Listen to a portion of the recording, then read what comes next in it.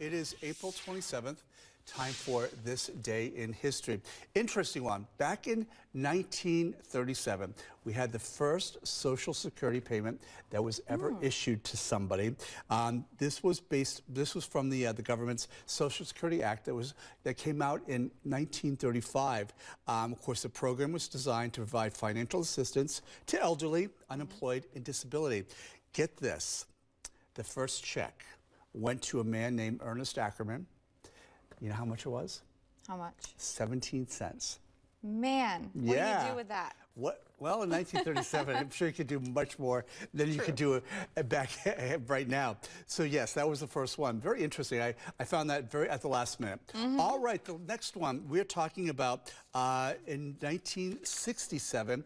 This was the opening of the Montreal Expo called Man in His World. This was back in the day when they used to have world expositions. And from what I remember, because I used to be living up in northern New York, I used to go to Montreal and I would see this as now a big part.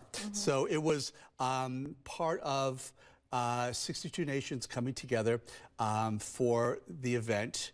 50 million people visited during a period of 6 months. Wow. I love a good expo.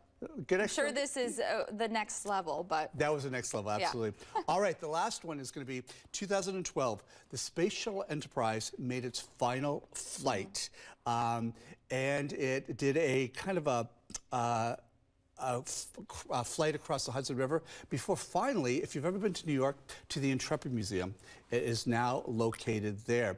And I will tell you one fun fact. Back when I was stationed in San Antonio in the Air Force, Kelly Air Force Base, that plane, the 747, would come in with a shuttle on top of it.